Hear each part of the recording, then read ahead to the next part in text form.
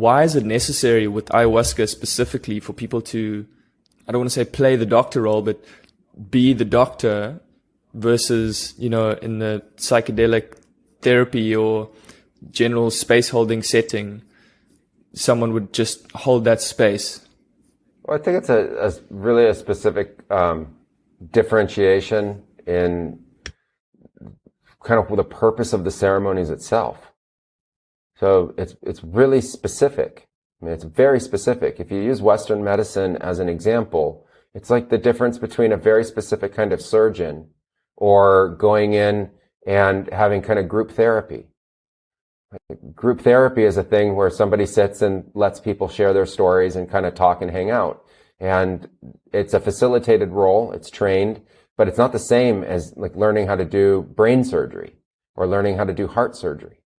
So in the case of Amazonian healers, the plant medicine doctors, they're healing people of very specific illnesses in societies that don't have other kinds of doctors.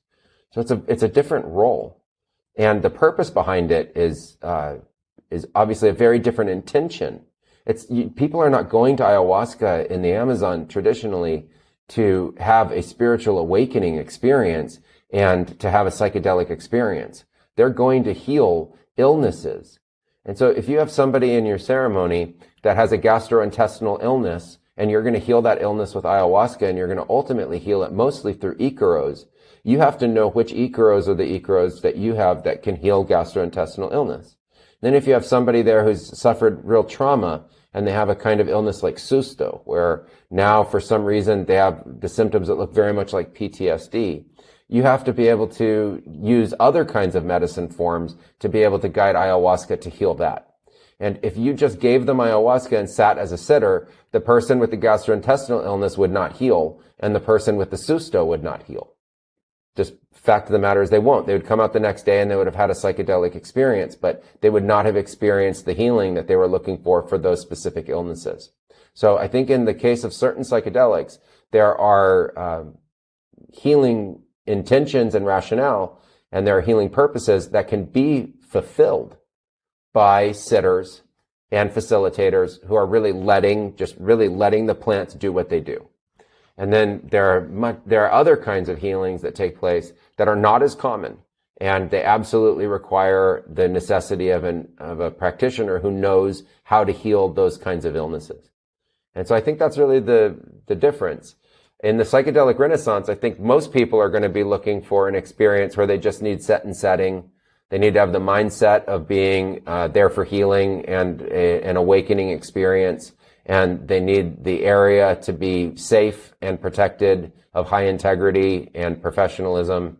And so I really do agree that more people in life are going to be part of what will be a whole, coming evolution of facilitators. And you'll go from the clinical side of facilitation, which looks like psychedelic assisted therapy, which is a very clinical environment, all the way to the more traditional kind of experience of a group gathering, having the psychedelic experience and receiving the plants for a kind of more general concept of healing. And I don't think one's right or wrong. I don't think one's better or worse than the other. I think it's case specific. And so you can be introduced to these kinds of visionary experiences. Most important is safety and professionalism around the container that's being held, the group of people that are there. And I do believe, like you said, that the facilitation aspect of it is really more a setup of the situation and then letting the plants work. And the situation around ayahuasca and healers who really know what they're doing is that they guide and direct that ceremony. Now, that being said, most of the time, a healer in an ayahuasca ceremony, an ayahuasquero, is holding space for everybody and interjecting through the icaros. So they're not getting up and going and disturbing people's experiences. They're not going and touching their bodies. They're not going and interjecting and talking to them. They're not going and whispering intentions into their ears. They're not doing those things that you see in other places. They're sitting in their chair at the head of the ceremony, and they're guiding the ceremony through their consciousness and through their visions and through the instruments that they play, the sounds and the vibrations that they create. So I think that's a very important distinction for people who haven't had this experience. Only in very rare occasions when somebody is having real affliction does the shaman get up and go to them. And they rarely touch them in any kind of way.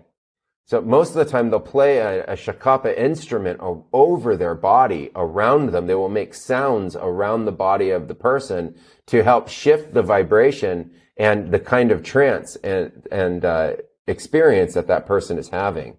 But they don't go and disrupt and interject into that person's experience unless it's absolutely necessary.